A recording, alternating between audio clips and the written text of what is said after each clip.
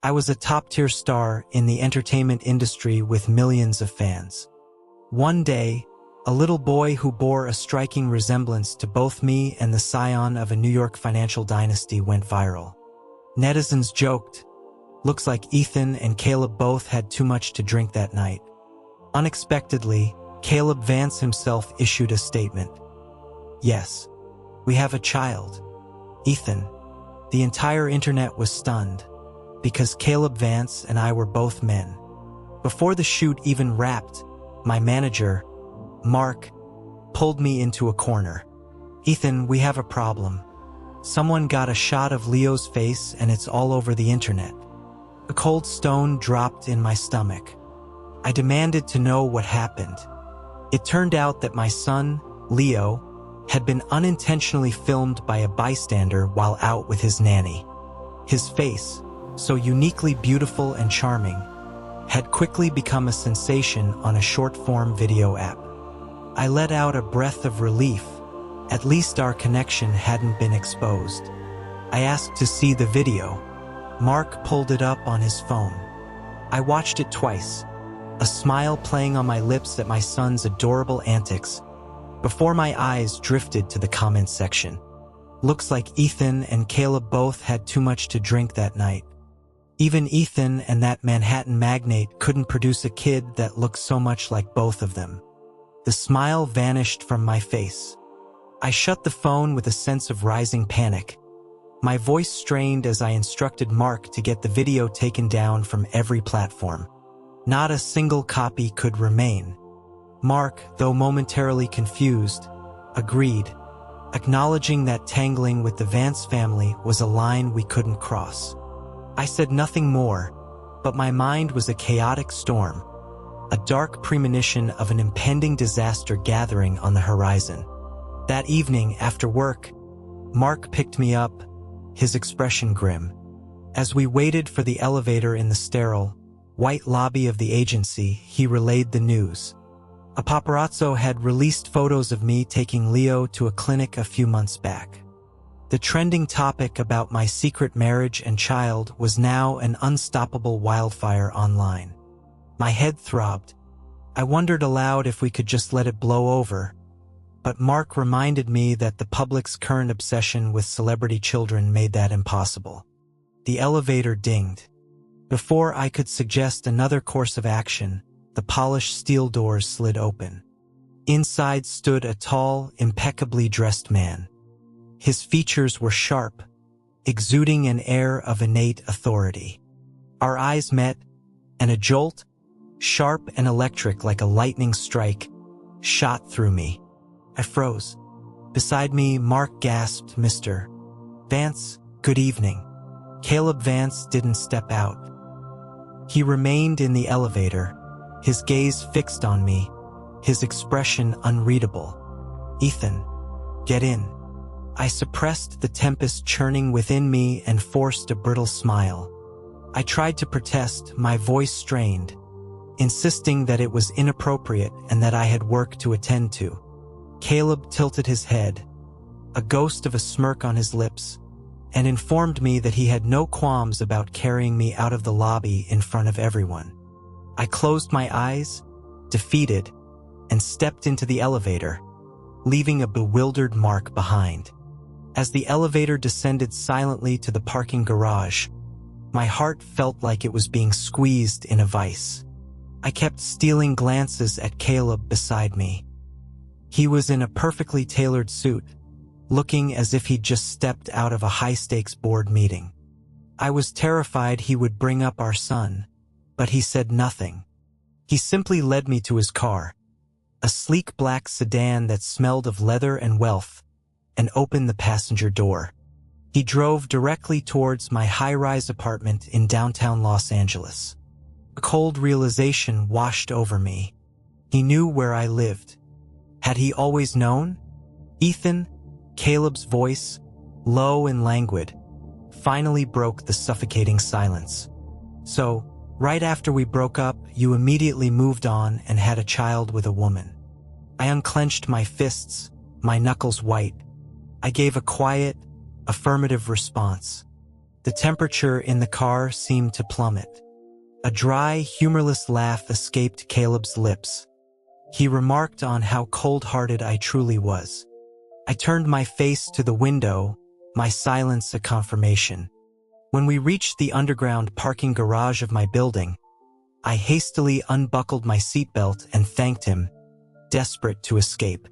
But just as I stepped out, a small figure darted out from behind a concrete pillar. It was my son, Leo. He saw me and ran over, his face alight with joy, calling out, "Daddy." The nanny followed anxiously behind him. I was paralyzed with shock. Forgetting Caleb entirely, I scooped Leo into my arms, ready to flee. Wait, Caleb's voice was calm, measured. He got out of the car and walked over, standing beside me. He looked down at the child in my arms. The two faces, one a man's, one a boy's, were so uncannily similar that it was impossible for anyone not to see the connection. My son, ever polite, chirped, "Hello, sir." Caleb was silent for a long moment. Then he reached out and gently ruffled Leo's hair. His eyes, glinting with an unreadable emotion, met mine. "Ethan," he said, his voice a soft, dangerous murmur, "if I didn't know you were a man, I'd swear he was ours." My world tilted on its axis. I hastily pushed his hand away and rushed off with Leo, nearly stumbling in my panic. It was over. He knew. He had to know something. Caleb and I had met at Columbia. We were roommates. He was the golden boy from a privileged world, charismatic and confident, adored by everyone. I was an orphan, working multiple jobs just to pay for tuition, a ghost moving through the hallowed halls. I never thought our worlds would collide, but somehow we became inseparable. Caleb's care for me often blurred the lines of friendship, tipping into something deeper, more intimate, that left me dizzy. Others called me Ethan. He gave me a private nickname, Me. So when Caleb, emboldened by whiskey one night, kissed me, I melted into it. We became lovers, best friends to the world, but behind closed doors we shared everything. Lying tangled in our dorm room sheets, Caleb once whispered a joke. If you could have a baby, every kid in a 3-mile radius would have my last name." I had laughed and told him to be serious. Turned out to be a prophecy. Near graduation, I started experiencing bouts of severe nausea. I blamed it on stress and a poor diet. Caleb was interning at his father's firm, learning the ropes of the family empire, and I didn't want to burden him. I finally went to a clinic alone. The gastroenterologist looked at me strangely after the initial checkup. He cleared his throat and suggested, with professional awkwardness, that I might want to see an obstetrician. I reminded him that I was a man. He replied that it wasn't unheard of, domestically or internationally. The world went fuzzy. I don't remember how I left the OBGYN's office, only the stunned, almost fearful looks from the nurses. But amidst the shock, a painful clarity emerged. Perhaps this was why my parents had abandoned me. Because I was a monster. If my own blood could be so cruel, what could I expect from Caleb, from his high society parents?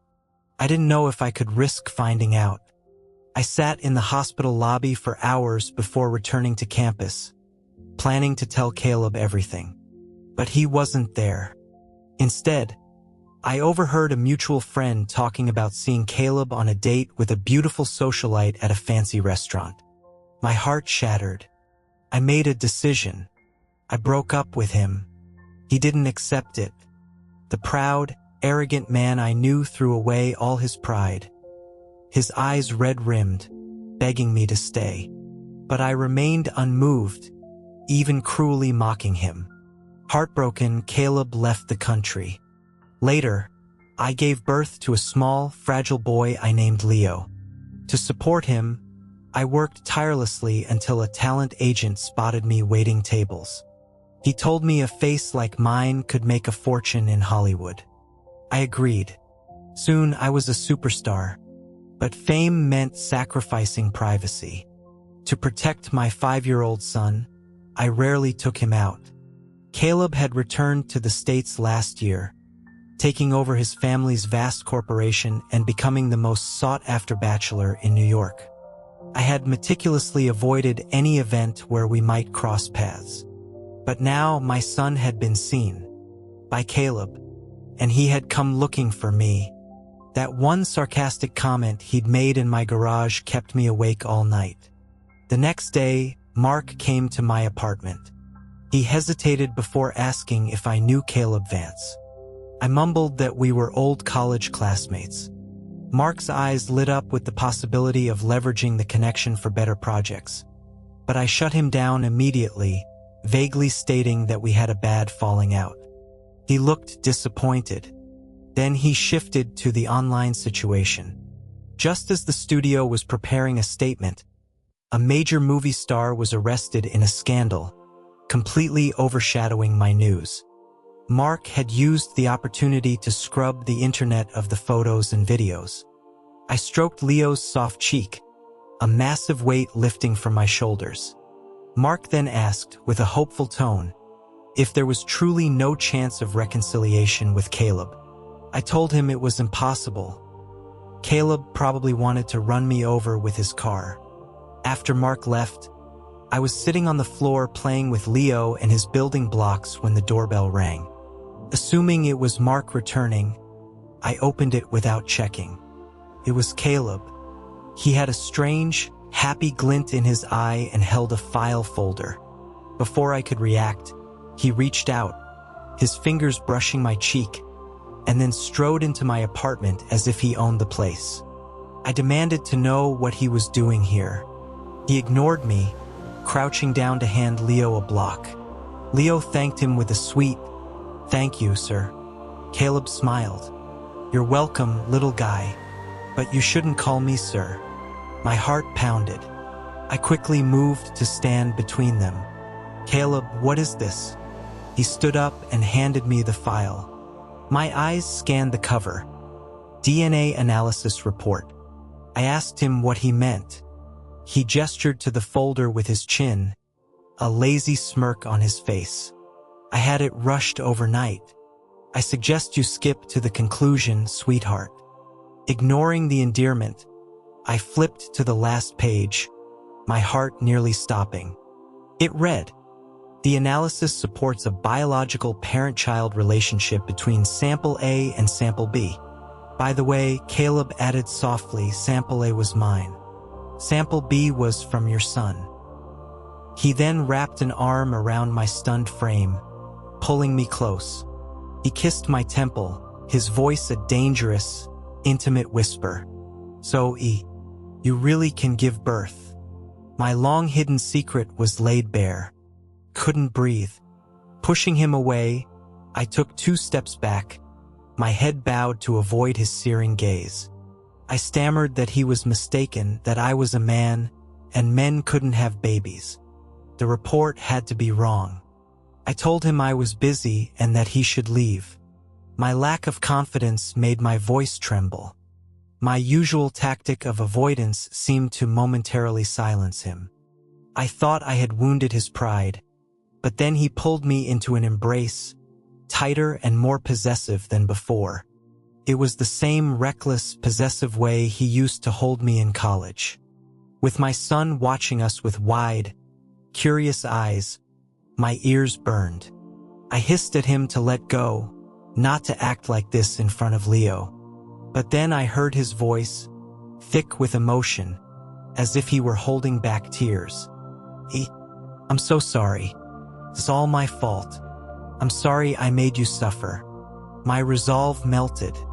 But just as I was about to say it was okay, he added, "If I had known, I would have worn a..." I clapped a hand over his mouth, horrified that Leo might hear his crude words. But my son's focus was elsewhere. "Daddy, why is that man always hugging you? I want a hug too." And with that, he launched himself at our legs. "Can I have a hug?" Sir? Leo asked Caleb. Of course, Caleb replied, his face breaking into a genuine smile as he scooped Leo into his arms. I couldn't find the words to refuse anymore. That night, Caleb shamelessly stayed, claiming he would leave in a little while. I didn't have the heart to kick him out, but watching the tall, powerful man shower my son with affection was deeply unsettling. Leo might accept a new uncle, but a new father was a different story. And more importantly, Caleb and I were public figures. His intention to get back together was obvious, but I couldn't gauge his sincerity. And how could our kind of love, a love between two men with a child, ever survive under the glare of the public spotlight? As I was lost in thought, Caleb stood before me, shrugging on his suit jacket. His dark eyes were fixed on me, and my face grew hot under his intense scrutiny. Caleb, are you leaving? I asked. Yes, just then. A loud clap of thunder rattled the windows, followed by the drumming of heavy rain. A slow smile spread across Caleb's face. The rain's pretty bad, he said, his tone casual. Mind if I wait it out? The roads will be slippery. I had a distinct feeling this was all part of a plan. Still, I couldn't bring myself to send him out into the storm and nodded reluctantly. After tucking Leo into bed, I had just returned to my own room when there was a soft knock on the door. Caleb's deep voice came through. My bed in the guest room. It got wet. Can I crash in here? I almost laughed out loud. It was the exact same ridiculous excuse he used in college whenever he wanted to sleep in my bed. I had always been weak to him then, and I found I still was now. I opened the door to scold him, but the sight of him stopped me. His shirt was unbuttoned at the collar, his hair slightly damp and messy. He looked devastatingly handsome. While I was momentarily stunned, he slipped past me and lay down on my bed. Come on, he beckoned, his voice husky and alluring. Time for bed. This wasn't about sleeping, it was about seduction. I strode over and tried to pull him up, telling him to sleep on the sofa. He scoffed, asking if he looked like someone who slept on sofas. When I threatened to take the sofa myself, he grabbed my arm, pulling me off balance. I tumbled into his arms. The scent of my own shower gel mixed with his unique, crisp cologne filled my senses, making me dizzy. As I tried to push myself up, he held me fast, kissing my forehead gently. I just really missed you, he whispered. All the fight went out of me, just for one night. As I was drifting off to sleep in his arms, he asked quietly, Did it hurt? My eyelashes fluttered. No, I lied. But it had been agony. I was a freak of nature with biology no doctor understood. I was poor and scared, unable to afford a proper hospital. I found a small, back-alley clinic and a bitter, old doctor who insulted me throughout the entire ordeal. The pain was so immense I thought I would die. But the thought of Caleb, of the name I had given my son, Leo, a name we had once talked about, kept me going. He had to know what the name meant. I looked up and met his dark, intense gaze. I know, he said, his voice thick. I'm so sorry I was late. The next morning, Caleb was gone. He left a note saying he had urgent business to attend to. A new contact request on my phone was the only other proof that last night hadn't been a dream. He had accepted everything. He had said he missed me. A smile I couldn't contain spread across my face. My good mood lasted until Mark arrived. My nanny told me there were strange men lurking downstairs. Paparazzi. I told her to keep Leo inside for a few days. My own scandal had been buried, but they must have smelled a bigger story. I worried about Leo and about my past with Caleb being unearthed. At the studio, the crew was buzzing about some new celebrity gossip. A friendly actress rushed over, phone in hand. Ethan, did you see? Caleb Vance was photographed on a date with that award-winning actress. She chattered on about how the actress's family was wealthy and that she had bought her awards, and now she was planting stories about their impending marriage. The water bottle in my hand slipped and shattered on the floor. Everyone rushed to see if I was okay. I kicked at the broken glass. "I'm fine," I said through gritted teeth. Just suddenly feel the urge to go feral. After the shoot, I ignored the incessant buzzing of my phone and went with the director to a dinner with the film's investors. I hated these events, but if Caleb could have dinner with someone else, why couldn't I? A well-dressed investor in his 40s, a Mr. Hayes, took an immediate interest in me. My mind was elsewhere, but I was polite. Seeing my passive demeanor as an invitation, he kept pouring me wine, his hand eventually landing on my shoulder, his gaze turning predatory. I knew the type. I stood up abruptly, excused myself to the restroom, and planned to call Mark to pick me up. Hayes followed me. "Leaving so soon, superstar?" He purred, blocking the exit. "Stay and have a few more drinks with me tonight, and I'll have 2 major roles waiting for you tomorrow morning. You understand what I mean, right?" I stared at him coldly and refused. His pleasant expression twisted into a sneer. He grabbed my arm, his grip surprisingly strong. "Don't be ungrateful, Ethan. You walk out on me tonight, and tomorrow." The restroom door was kicked open with a thunderous crash. Caleb stood there, his face a mask of cold fury. He yanked me out of Hayes's grip and into his arms. Then, turning to the stunned investor, he said with a chillingly pleasant smile, "Tomorrow, my partner's situation will be." "What exactly?" Hayes paled, stammering apologies as he realized his mistake, and practically ran from the room. I pushed away from Caleb, rubbing my temples. "Thanks." He immediately softened, leaning in close like an oversized puppy. Are you okay?" "I'm fine," I snapped, the jealousy making me sharp. "Good enough to go on a date with an actress." Caleb's brow furrowed, but before he could respond, his phone rang.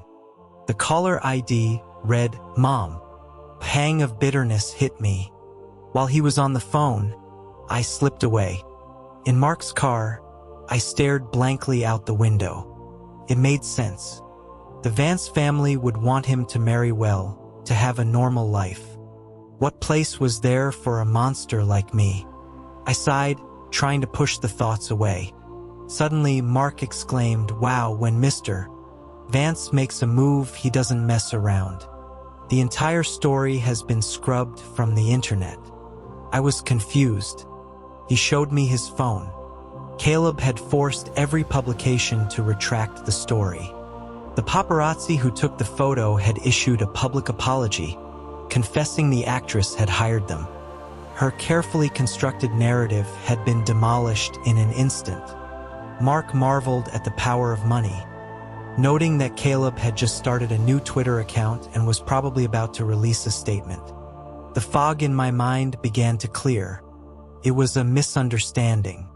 Just then, my phone buzzed with a stream of messages from Caleb. "Caleb, that woman cornered me. I barely spoke to her. Caleb, you have to believe me. I only love you. Caleb, it's my fault. Please talk to me. Caleb, if you still don't believe me, I'll prove it." I was about to reply when Mark looked over at me, confused. "Ethan, I thought you two had a falling out. Why are you the only person he's following?" I stammered something about college loyalty. Just then, a new notification popped up. Caleb had posted, "Caleb Vance. My family is already settled. No marriage alliances needed."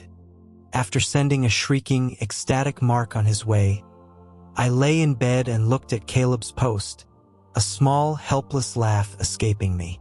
That one tweet sent the internet into a frenzy. Fans and gossip columns went wild speculating about his mystery wife and child. but his one and only follow on social media was me. My phone blew up with messages from everyone in the industry wanting the inside scoop. I dodged the questions, but my heart was hammering a deafening rhythm against my ribs. My phone pinged. It was Caleb. Caleb, just testing to see if he blocked me. His humble act made me smile. Ethan, oh, I'll do that now. Caleb, no, I'm sorry. Caleb, to make it up to you, how about a camping trip this Saturday? With Leo. You in? The word no hovered under my thumb for a long time before I deleted it and typed a single word. Ethan, yes. I asked Leo if he wanted to go camping with the man from the other day. He nodded enthusiastically. I asked if it was because he liked him. He said yes, but that wasn't the main reason. He reached up and gently poked my eyelid. Because when Daddy sees him, the happy comes out of your eyes. And he looks at Daddy the same way. I was speechless, my heart beginning a slow, steady acceleration. So, would you want another dad? I asked, holding my breath. He tilted his head. If it's Mr. Caleb, then yes. On Saturday, I brought Leo to Caleb's car. To avoid paparazzi, Caleb had driven a circuitous route. I noticed a brand new child safety seat in the back and thanked him sincerely. He leaned across the console, his handsome face so close I could see the flecks of gold in his dark eyes. I tensed, but he simply clicked my seatbelt into place. Nothing to thank me for, he murmured, his voice low. He's our son. If I don't dote on him, who will? I searched his eyes for any hint of insincerity, but found only the familiar, intense affection I remembered. As we drove off, I thought I saw a furtive figure hiding in the bushes, but they vanished too quickly. I sent a quick text to Mark, just in case. Ethan, I think I might have been followed. Keep an eye on the gossip sites. Mark, what? You and Leo? Ethan, and Caleb. We're on a day trip. Mark. Caleb? I thought you two were over. This looks like a family outing. Caleb chose a secluded spot in the mountains outside the city. Watching him expertly set up the tent, the muscles in his arms flexing, while Leo chased butterflies nearby, a strange sense of peace settled over me. What are you staring at? Caleb asked, catching my gaze, a playful glint in his eyes. I handed him a bottle of water, telling him I was worried he was thirsty.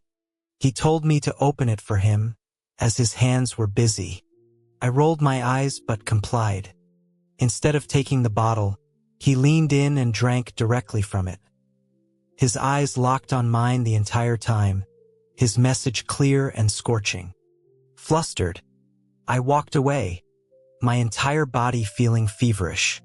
When I returned, the tent was up, and Caleb was on the ground with Leo, laughing as they examined a ladybug. The sight of their two near-identical faces, so full of joy, was breathtaking. An idea took root in my mind. Maybe I should fight for this, for Leo to have a complete family. If Caleb's family objected, so be it. Leo was happy. Caleb was happy. That was enough for me. That night, he slipped into my tent. With Leo sleeping soundly beside me, my heart began to race. He just leaned in close. Just one kiss and I'll go, he whispered. I hesitated for a moment before tilting my face up to his. I could never refuse him. The next day, as we were leaving, Caleb was holding Leo with one arm and my hand with the other. When I get you home, he stopped abruptly, his face hardening.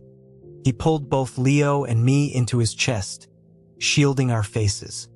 In my peripheral vision, I saw the glint of a camera lens from a car parked nearby. Paparazzi. We scrambled into the car, but it was too late. The photos were already online. My timeline exploded. What? Ethan and Caleb with a kid on a camping trip? I must be dreaming. Wait, so Ethan's secret kid and Caleb's secret family are the same secret? Okay, but the visuals are insane. I ship it. This is disgusting. 2 men. Ethan should be kicked out of the industry. Looks like someone was desperate to secure a sugar daddy. While a frantic Mark tried to contain the damage, Caleb hung up a phone call and wrapped his arms around me. Don't worry, he said soothingly. My family will handle it. I looked at him in shock, the words tumbling out before I could stop them. Your family? Shouldn't your family be handling me? Caleb stared at me, then burst out laughing. Who told you my parents wanted to handle you? He asked, exasperated. My gaze fell. Isn't that what normally happens? I mumbled. Normal? What's normal about us? He said. Then his expression softened. My parents love you. I told them everything a few days ago. They immediately told me to bring you home. They also kicked me a few times for being a bastard and making you suffer. But don't worry, he added with a grin. They'd never lay a hand on you. My mind reeled. His expression turned serious. The only thing that matters right now is, are you scared, E? I looked at him, at the future he was so confidently laying out for us, and I felt a surge of courage. He had already built 99% of the bridge. It was time for me to take the final step. No, I said firmly. I'm not scared. That night, Caleb posted again. Caleb Vance, yes, we have a child.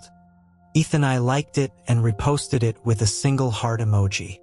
For 30 seconds, the internet was silent. Then it crashed. I didn't participate in the reality show. After much consideration, I decided to retire from public life. To my surprise, Mark agreed without a fight. Amidst the swirling online chaos, I went with Caleb and Leo to his parents' home for New Year's Eve. Just as Caleb had said, they were warm and welcoming, scolding their son and praising me in equal measure. Watching Leo play with his grandparents, a gentle smile was fixed on my face. Caleb brought me a drink and leaned against me. This New Year's Eve, he murmured, my parents are putting Leo to bed, so I get to have you all to myself. I playfully pushed him away, but he caught my hand, his thumb tracing soft circles on my skin. Outside, fireworks exploded in the night sky, painting the city in brilliant colors. In that dazzling moment, Caleb turned and kissed my forehead. Happy New Year, E, he said. I will always love you. Happy New Year, I whispered back. I love you too.